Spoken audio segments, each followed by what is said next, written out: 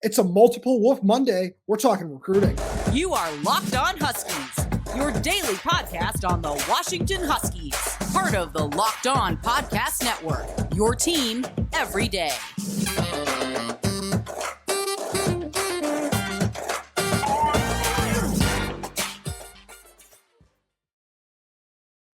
Welcome back into another edition of the Locked On Huskies podcast. I'm Roman Tomashoff. That's Lars Hanson. We write for Inside the Huskies of Fan Nation Sports Illustrated. You can check out all our written work over at si.com/college/Washington. Thank you for making this your first watch or first listen of the day. And we're talking recruiting, so you know that means our friends LinkedIn are going to be heavily involved because these days every new position hire can feel like a high-stakes wager for your small business. That's why LinkedIn Jobs helps find the right people for your team faster and for free. Post your job for free at linkedin.com/lockdowncollege. Terms and conditions apply. Lars, it's a big day here on Locked On Huskies, so let's go in order of class.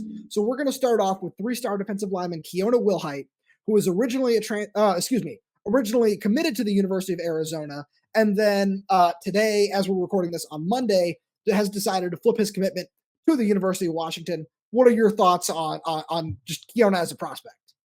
Well, I mean, it's not necessarily a traditional flip because he backed off his commitment. Not to correct you, but just he backed off his commitment a couple of weeks ago. But it kind of was one of those where even I think we both, when we were talking over the summer about it, we're like, wait, Keona went to Arizona? Like, I thought Washington was in a pretty good spot with him.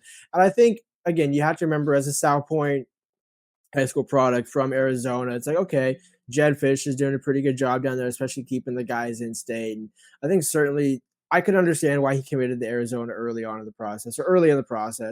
But I think it always kind of seemed like Washington was going to end up with him in one way or another, just because he really seemed to enjoy his relationship with the staff, and he really does kind of possess that because he's not a true edge rusher, right? He's not a Braylon Trice, if you will, but he's perfectly in that mold of I don't know if you call it a 3 technique, but it's a guy that the run stuffer, right? The bigger body, the guy that you want to be able to do a number of different things, but isn't just a one-trick pony as a pass rusher. And I think that's kind of what stands out to me about the addition is it's Washington building up the depth in the defensive line, not sitting around and saying, hey, maybe we can find somebody in the transfer portal again, because you do want to have those guys in the program and developing and sprinkling in the transfers versus saying, crap, we need to go get 3 defensive linemen because we have nobody, or we have depth, but nobody really that's promising. And I think it's a good addition for the class. I think certainly kind of rounds out the defensive line. There might be, what do you think, one more commit on defense? We'll get there. One, it depends on who it is. One, there's one other possibility that would make it 2, where it's like, yeah, we're going to take this person, no questions asked. And we'll get into that in a second, because the one thing I'm really glad you mentioned is that he's not your typical edge rusher, because I spoke to him on Sunday. You can go check out that full story over on Inside the Huskies. Plug. We're going to get them all in today. And so I spoke to him on Sunday, and that was something I said to him. I said, you're a really big-bodied kid, 6'5", 240 pounds. Do you like playing on the interior? Is that something you'd be open to? And then I kind of comped him in a different way to Voitanufi, where I said, look at the way that Washington deploys Voitanufi. And is that something you could see yourself doing if asked? And he got really excited about it. He said, oh yeah, that's something I would absolutely love to do, because I feel that I'm a greater threat on the interior, is what he said. And I was really interested because we've talked a couple of times now, and he told me that he really loves his combination of athleticism with his power and speed, and how he's able to work on just kind of work tackles with that. But he's told me that he wants to get better with his hand fighting. And that's like his biggest thing.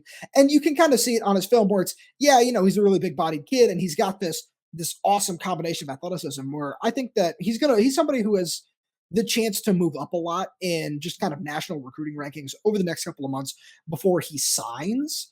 And it was really interesting to hear that, because it's always nice when a kid just kind of knows what they need to work on, right? And he said, yeah, I actually, there are a whole lot of guys that I like to watch, on the NFL level, who I just try to, model my game after or take little things from. And the four biggest names that stood out to me in that list were Myles Garrett, were another, just kind of big, similar body type where, and this is not a knock on him, he's not the athlete that Myles Garrett is, because nobody is the athlete that Myles Garrett is, and that's one of a kind. And it was actually great to talk about that on a Sunday after Myles Garrett had a fantastic game against the Indianapolis Colts. He was like, oh yeah, man, I was watching that really, really closely. And then he also talked about Micah Parsons, who's definitely a little bit like just on the smaller side, but just super duper quick. And then the other two names that he mentioned, I really love because I think that these would be more just kind of in line with his play style.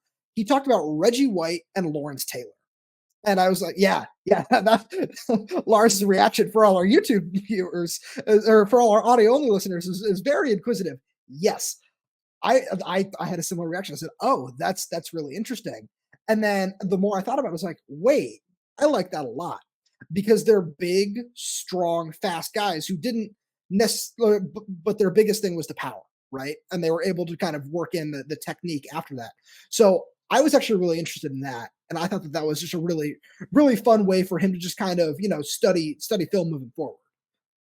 Well, you know what that tells me is he's a smart football kid. Like it was the Yes, fact that exactly. because here's the thing, especially in this day and age, right? We're talking these guys are between 16 and 18 years old in 2023. You're thinking Ndamukong Suh, you're thinking Vita Vea, in terms of like guys that are like the fact that you're going all the way back to Lawrence Taylor and the other one was I'm blanking on it. Sorry, I don't know why I just missed that. But the other comparison that he said back Reggie White, right? Back in the day. Yeah. Yeah. With the other one, yeah. So those two, like those are old time names, and I think that to me that's a good hybrid for him. And but also to your point about Voit Tanufi, he's bigger than Voit both in size, both in height and in size.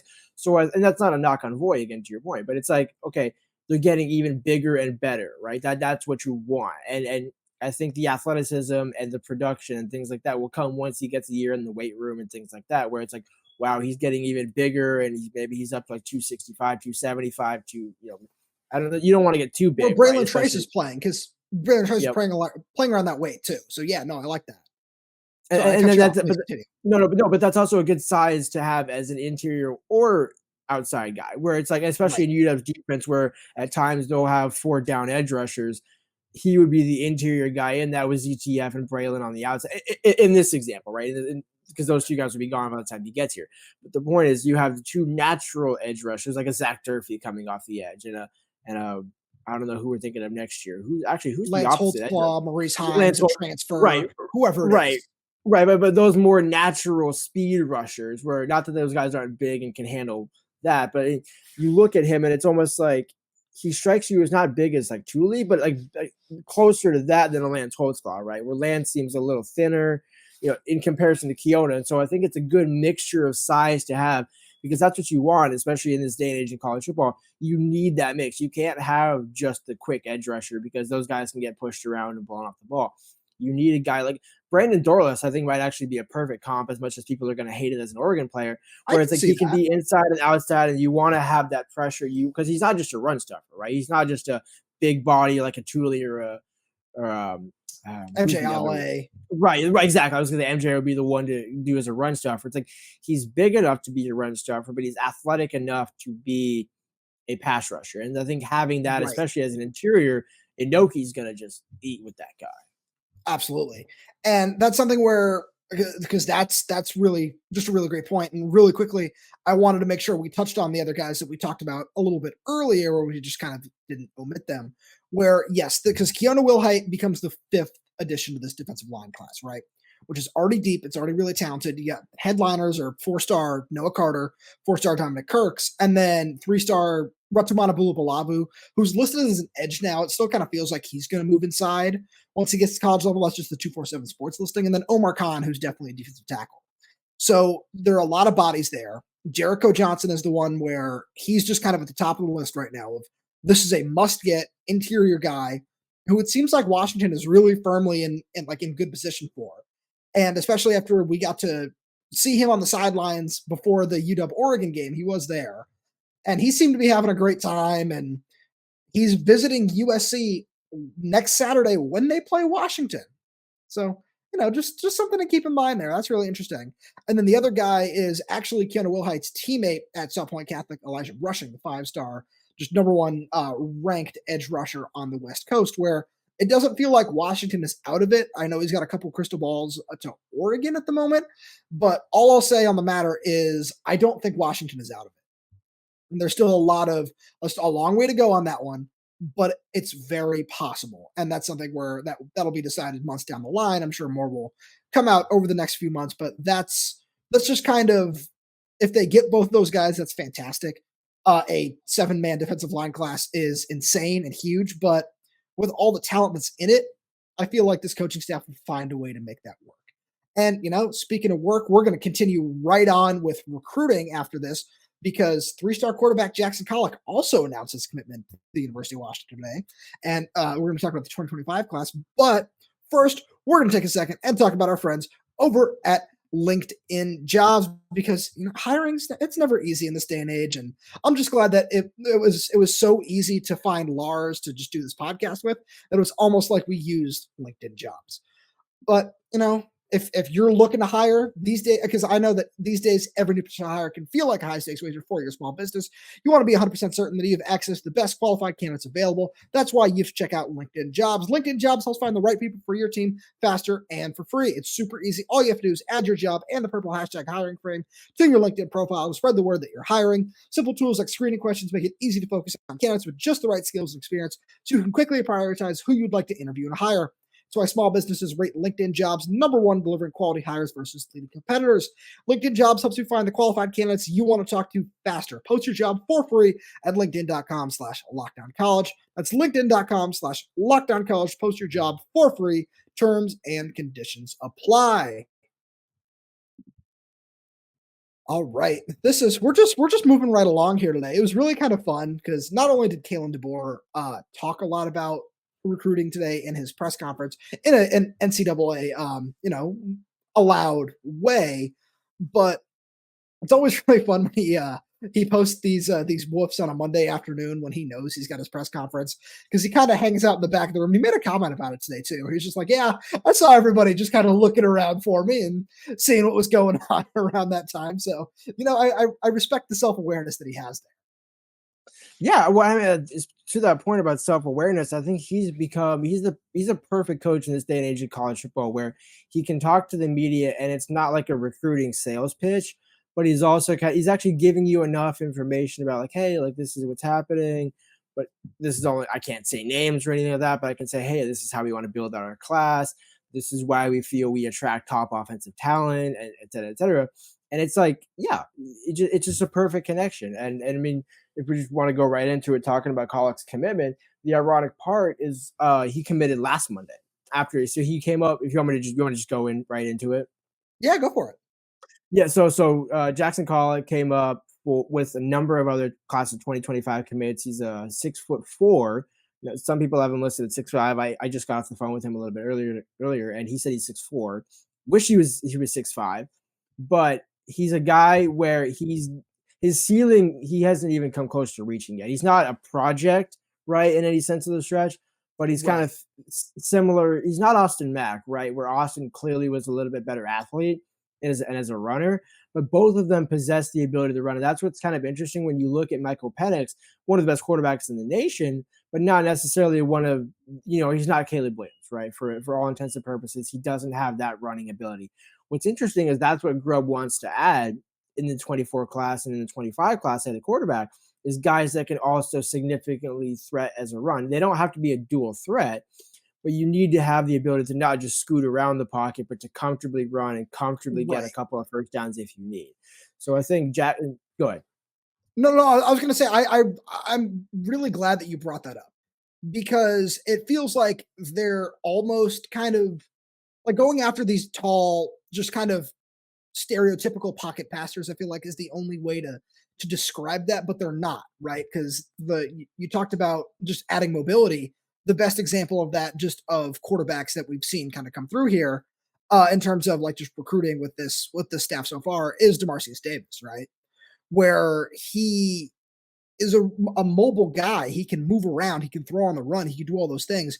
But it's not like, oh, we're going to, design 7-8 carries a game like the Indianapolis Colts do for Anthony Richardson, for example. Right. And it's also, the offense is still going to be predicated upon the passing game. So where if like you're rolling him out or doing things like that, you're not doing that to see, okay, this is a read, let me see if I can keep it and just have no shot to throw the ball. It's like, no, still throw first, throw second, throw third. If your first three reads aren't there, even in the 5 wide set, then you can start to think about running. It's Right. It's like tuck it Grubb and just still take the 6-7 yards. right, exactly, because you don't want negative plays. And I mean, even Grubb mentioned it in his press conference on Monday, where he said, "Yeah, Penix had 6 or 7 throwaways against Arizona State." It's like, okay, you want that number around 1 to 3, right? You're okay with Yeah. a couple throwaways, but you really either make something happen with your legs or get rid of the ball, right? Those are the only 2 options. Again, interceptions and things like that come up, and that's what you try to avoid. No, absolutely. And that's one thing that I'm really intrigued with Kollock, where the film shows a really talented arm, where it shows somebody who a friend of mine who also just loves to evaluate just said, yeah, he just really drops it in the bucket. Like that's his big thing. I always like kind of gonna move away from coach speak cliches and things like that, but it does fit him really well, right? And that's one of the first things that this coaching staff wants to look for is yeah, it's kind of accuracy first. I feel like it's accuracy number one, arm strength number two, and then can he move a little bit? I feel like is their kind of area of all right, let's check these boxes first because processing and all that, you can kind of see it a little bit depending on the high school that these kids play at. But there's just this extra layer of we don't know what's going to be like in our system in a college offense.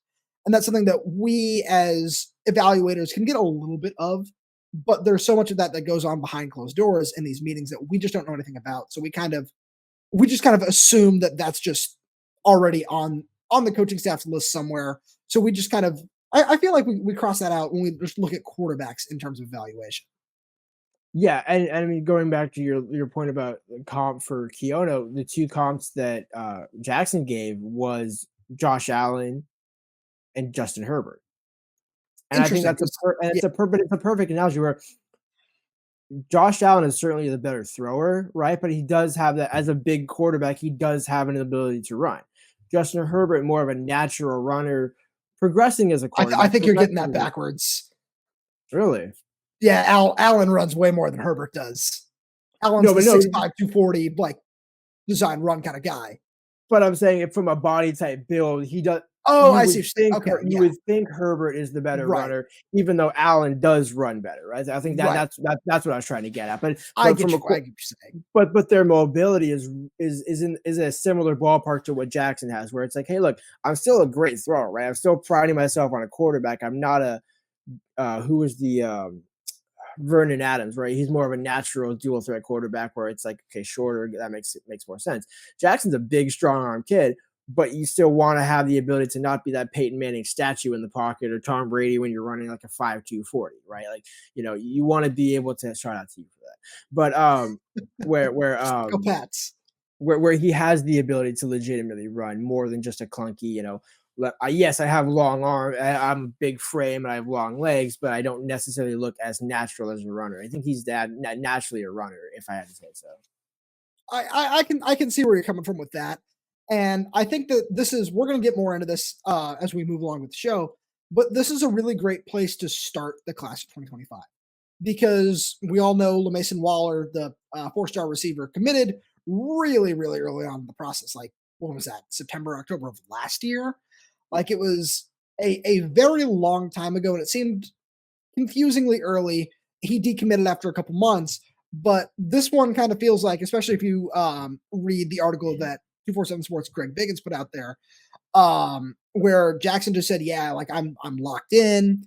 Washington said they're only taking one quarterback, and I just wanted to jump on that spot before anybody else had the opportunity to. So having a quarterback is always a great place to start a class. But then on top of that, having a quarterback that, now you can go to, and these are guys we'll talk more about in the next segment, a Derek Meadows at Bishop Gorman, a Phillip Bell at Mission Viejo. You can go talk to some of these other highly ranked recruits and just say, hey, we've got our quarterback. It's this guy right here. And especially for somebody like Phillip Bell, who I know we'll talk a lot about because he's very high on the Huskies and vice versa. Getting somebody like that in the boat early just says, okay, yeah, so now I kind of know what I'm working with here. And then it's just an extra, a peer recruiter, I feel like is the only term to use, where it's just an exciting player like, yeah, okay, now we kind of know where we are moving forward. And we can have this kid go do a lot of work in California, which is especially, we know that's where the Huskies want to build the majority of this class. Yep, and that's exactly what Jackson said, where he wasn't really thinking about recruiting other guys to Washington before he came up for the Oregon game. Because one, he hadn't been to Washington yet. That was his first visit to Washington. And that was a lot of other guys in the 25 and certainly 26 class, where that was a lot of guys and a lot of recruits and top recruits, targets, first game ever at Washington. And so that benchmark is now the Oregon game in 2023. Like, that's a lot to live up. It's a high bar, but I think if you're Kalen DeBoer, you don't want it any other way. You don't want him coming up for Cal and be like, oh yeah, they got to win and it was cool, but like it was Cal. I mean, they blew him out. It was cool, right? It was a great game, but that was an instant classic all timer between Oregon and Washington. And I think being a recruit saying, hey, you know what? That's the game that made me want to say, I want to go to Washington. And there's going to be a lot of guys that we're going to start, getting to know when they sign and things like that. Even in the 24 class, that was their first game. So I think that those players having that memory will be a huge building block moving forward, no matter who they're talking about in future recruits.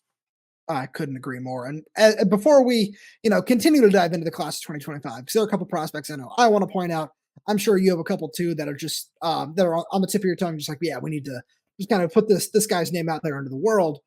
We got to take a second here. We're going to talk about our good friends over at Prize Picks. And every time we read this ad, I have talked about my love for fantasy sports, and Prize Picks just makes it so much better. Testing my skills on Prize Picks this football season is the most exciting way to play daily fantasy sports. If you have the skills, you can turn $10 into $250 with just a few taps. It's super easy to play. You can make your picks and submit your entry in less than 60 seconds. Quick withdrawals, easy gameplay, and an enormous selection of players and stat types are just some of the things that make Prize Picks the #1 daily fantasy sports app. Prize Picks also now offers Apple Pay for quick and easy deposits into your account this football season. Another great thing is that the Prize Picks reboot policy offers your entries just stay alive. If one of your players gets injured in the first half in a college football or NFL game, you have a player who gets hurt in the first half and does not return in the second, that player is rebooted. And Prize Picks is the only daily fantasy sports app with injury assurance. And do you want to get on the action? You can do that by going to prizepicks.com/lockdowncollege and use code lockdowncollege for a first deposit match up to $100. Again, go to prizepicks.com/lockdowncollege and use code lockdowncollege for a first deposit match up to $100. Prize Picks is daily fantasy sports made easy. And we're back for one more. And again, whenever we talk recruiting, we got to make sure to shout out our friends over at LinkedIn Jobs. So make sure that, if you're hiring or anything, go post your job over at LinkedIn Jobs. Best way to do it. So more recruiting talk. Lars, is there anybody that we haven't talked about yet, or maybe somebody that we already did talk about that you just want to make sure you highlight from the class of 2025? I think, keeping it a little bit local here, they've got a number of offers out to a handful of guys. Dimitri Manning is an offensive tackle from Bellevue that he's been to a couple of Washington games this season. Zadrius Rainey Slay is a linebacker from, I believe, Bethel High School in Spanaway. That's one where I think that's kind of their top in-state target. He's good, man. And when I talked to him over the summer, he really likes William Inch. Like he kind of started laughing about the relationship that him and Inch have. And I think the more, and I'm sure me and you, knowing how much we know Coach Inch and kind of just how quirky, but in a positive way, right? He's got a unique energy, right? Where he's always going to say something interesting or funny, or he's a guy you kind of just want to be around, right? And I think Zadrius has kind of picked up on that. He was at the Oregon game. He's been at a couple others. So I think those two guys would be probably where I would start, locally. And then, right. Keandre Waverly, I know is another one that people will want to mention, 4-star athlete, will play tight end. I think he's a guy where, again, another guy that was up for the Oregon game, but I think he might want to test the waters. He might be he's a ways out from committing, is what I'm saying. I think. Yeah, that one's not. Sorry, I was just going to say that one's probably not as close as you might think. But yeah, no, is there anybody else maybe out of state that you definitely wanted to highlight? Yeah, well, the one that really kind of catches my eye is Mark Enchanto from Narbonne, I believe. From Narbonne, yeah. Narbonne, yeah. I think that's another one. And there's another defensive lineman. I want to say I'm not going to pronounce his last name, and I don't even think I can get his first name right either. But there's a lot of, I will say, what I'm getting at is there's a lot of elite talent in California, but also if you look at the 25 class that they have offers to, they have a 4-star linebacker from Nebraska. They have a 4-star defensive lineman from Illinois who actually has a relationship. His older brother played for, I believe, Coach Andrew Morrell, one of the two, because when Washington offered early on in the process, that was one thing him and the family highlighted. I think it was AJ Espinosa or AJ Epinesa, yes. And so that's those guys where it's like, oh wow, they got similar to Dominic Kirks, right? Where it's like, wait, how did they pull a guy from Ohio over a bunch of Big Ten schools? It's like, well, I think when you're Washington and you see, and especially when these guys that they've got on early, right, where you identify the talents, like, hey, you are our guy. We are willing to make multiple trips out here to see you, to keep in contact. Same thing with guys in Texas, where it's like everybody thought Joshua Lair was going to go to Texas or Baylor, and he ends up at Washington. And so I think there's certain guys. I mean, again, you hit the nail on the head. They want to build a class in the state of California, and predominantly the West Coast, right? Arizona, Washington, Colorado, Nevada, those kind of the mountain region, West Coast is where Washington's bread and butter is going to be. But you certainly want, especially with Washington being the number 5 team in the country, back-to-back years with likely 10-win seasons, you should be able to get some guys out of the region, right? You should be able to get a guy from the Midwest, especially moving to the Big Ten, where it's like, hey, Michigan State's offering you, it's a Big Ten school. We're also going to be in the Big Ten next year. And by the way, we've beaten Michigan State twice. So it's like there's a number of guys, I think, the more the season goes along and the more the 25 class starts to build out, where you're going to see an increasing number of guys. Not a ton, right? I'm not saying it's going to be half the class, right? But you should get probably about 4 or 5 guys east of Colorado, east of Arizona, at least a few guys, a handful. Because the Big Ten move makes that easier, right? Where it's just all of a sudden it's, oh, wait, I get to go back home and play like in a couple of years. It makes a lot of that so much easier. But I wanted to circle back around to California because one guy that I mentioned, Phillip Bell, seems to be really high on the Huskies, but his teammate, who is just as good as he is, Dijon Lee, who's number 1. Yeah. Dijon Lee and Phillip Bell are both really, really high on the Huskies. Dijon Lee's a 5-star cornerback at Mission Viejo. Phillip Bell is a 4-star wide receiver. They're both ranked in the top 60 nationally, basically wherever you look in terms of just recruiting rankings. And those are 2 guys that I feel like they're the tempo setters in this class, right? Like not only being legitimately in on them, but actually maybe even being the leader for both. From some of the things that I've heard, and that's something I'm comfortable throwing out on the show. But that's something I've heard about both, is that they might be in the lead for both of those guys. And doing that, and we've discussed that with your chat with Jason Robinson, that some of these guys already have a relationship that are committed to Washington. Talking about Jason Robinson, Kamori House seems to know both of them in some capacity as well, and it's just kind of, I feel like this is such a cliche thing to say, especially when you talk about the Washington program. But for the longest time, you've been waiting to just kind of see that success and just say, yeah, it's going to help in recruiting, right? Because it's never been the flashiest place in terms of like, yeah, we're going to go all out for these recruits. Like other schools, shout out to Courtney Morgan and substance beating Flash again. But I had to get that one in there. But there are a whole lot of kids that I think are really, really talented in California that seem to be holding the Huskies in really high regard. Another one is offensive lineman Jet Thomas, who I really like. Another kid, 2 kids with the name Jet that seem to be really high on the Huskies. The other one being Jet White, another cornerback, and just kind of we're finally seeing the fruits of the coaching staff's labor, not only in terms of the work and with the relationships and everything that you always talk about that every staff does, but just kind of how different it is at Washington when some of these kids talk about these things and the family environment, whatever it is, and all that stuff that comes together. But just also, oh, I see a really, really good team on the field, and that's something that I want to go be a part of. And that sales pitch is finally paying off. And sometimes it takes a year or two to set that foundation in place, especially with a staff like this, where a lot of them are coming from the group of 5, or, they weren't all just kind of known Power 5 commodities at this point, where it kind of takes a couple of years. Just kind of say, oh, is that a flash in the pan, that first year of success? Is that, really something I want to be a part of? But now that they're seeing it again and the Huskies are able to just show everything that they've done on film, I feel like it does a lot for just kind of recruits going forward, and that we're finally starting to see this plan that Kalen DeBoer and his staff have had in place on the recruiting trail. Right. Well, I think the thing that you kind of touched on there with DeBoer and the staff is it's the type of people they are, right? Not that they're better than Oregon or worse than Oregon. I'm not as people, right? Because you don't want to take a personal shot at somebody. No, that's not at all what this is. But at the same point, DeBoer being all about relationships and wanting the parents to come up and meet the parent, that takes time. That takes, you can't call up a parent and say, hey, I mean, it's the same thing they said when Jeremy Bernard went. They said when Jeremy Bernard left Washington, transferred to Michigan State, they said Kalen was like, and even Ryan Grubb told me this back in last December, was well, we couldn't throw Jalen and Rome and say, hey, no, sell us on this guy to say how good we are, because we didn't even know. So it's kind of hard for the guys to be like, and having these guys now have 18 months with these coaches on the field, off the field, multiple summers and things like that, and staff staying together for an entire year after last season. It's like, okay, they're staying power. These guys are consistent. Everything is the same.